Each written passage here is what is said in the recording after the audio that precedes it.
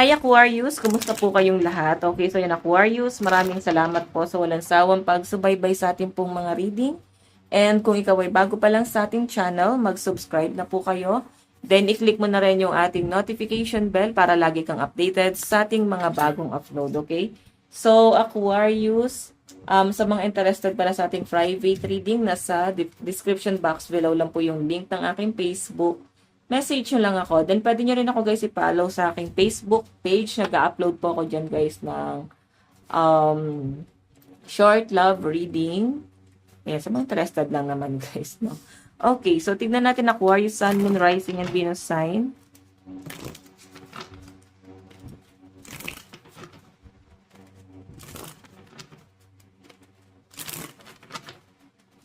Aquarius.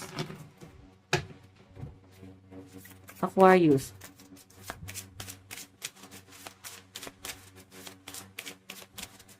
Aquarius, Sun, Moon, Rising, and Venus sign. Meron tayong breathe in happiness, breathe out worries.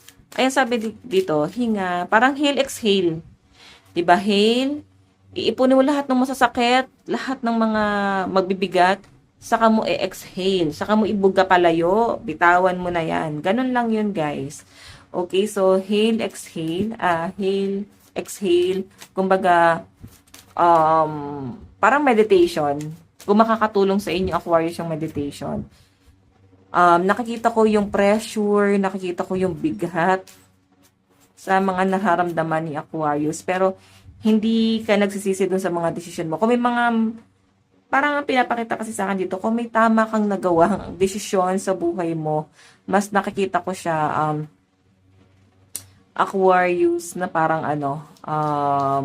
ito yung pinakatama. Kahit mabigat, kahit nakaka-stress, ito yung pinakatamang ginawa mo. Parang ganon. Kasi, kung hindi mo bibitawan yung mga yon, yung mga taong nambully, na mga taong nang hamak sa inyo, yung akala mo kakampi mo, sila pala talaga yung nagpapabigat. Kung bakit guys, walang pumapasok o walang progress na nangyayari sa hanap buhay mo, kasi may mga taong negative kang pinapapasok sa circle mo.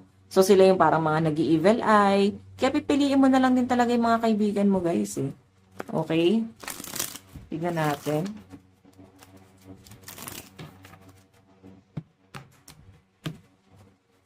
Okay, Aquarius.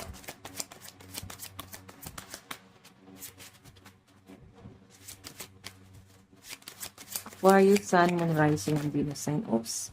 Meron tayong indecision. So, this week daw guys, magkakaroon ka ng mga hesitation.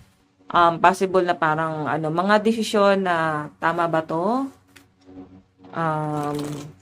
Mga desisyon na parang hindi mo pa kayang pagdesisyonan talaga. Kumbaga, to guys, medyo mabagal kasi yung energy mo dito sa mga desisyon na ginagawa mo. So, tignan natin. Pagdating to guys sa career mo, okay? Kumbaga nandyan na nakalatag na sa inyo, may kakayahan ka na. Kaya mo na to pero may mas nasa-sense ko sa mga Aquarius na undecided ka pagdating sa career mo or sa dapat mong gawin. Yung tipong hanggang ngayon naguguluhan ka pa rin, na parang hindi ka pa rin desidido. Hindi ka pa rin sure kung para sa'yo ba yan, ano ba talaga yung gusto mo para sa future mo. Parang nandun ka pa sa point na hindi ka pa rin totally sure. Kaya ikaw ay nagkakaroon ng mga hesitation dito. Okay, tignan natin guys.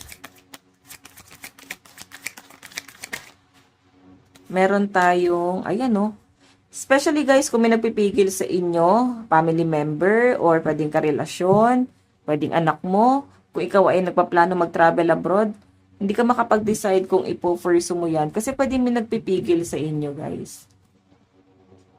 Okay, may nagpipigil sa mga desisyon mo. Kaya ikaw ay nagkakaroon tuloy ng hesitation. Tipong buo na yung loob mo eh. Hindi ka lang makapag-decide dito kasi nga may mga nagpipigil. Pwedeng kinokonsensya ka. Tama ba to? Hindi ba dapat? Parang mga ganon. Okay. Additional message.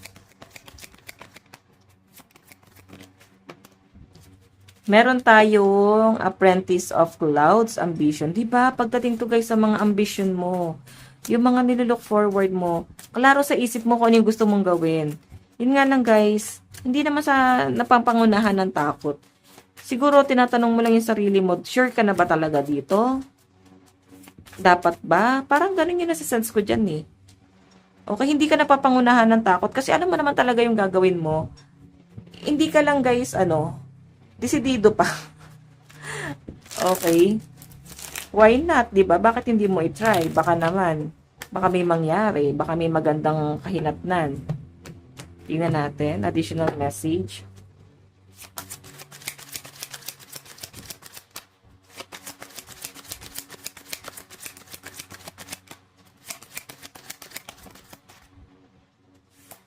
Meron tayong intuition, the high priestess intuition. Lakas ng pakiramdam ng mga ng mga Aquarius. Then, yung pinapakita sa akin, guys, may mga nilook forward ka sa future. Kumbaga, sobrang ina-analyze mo yung mga dadaanan mo, kung dire-diretso ba, may magiging struggle ba, may magiging problema ba, parang ganon. So, sobrang ina-analyze mo yung mga bagay-bagay na hindi pa nga nangyayari. So, overthinker ka. Lalo na sa ambition mo, iniisip mo pagdating doon or pag nandoon na ba, ano ba yung susunod na gagawin? Ano ba yung dapat gawin? Ano ba yung dapat simulan? So, mga ganong scenario yung nakikita ko dyan. Okay, tingnan natin. Oops, wait lang guys.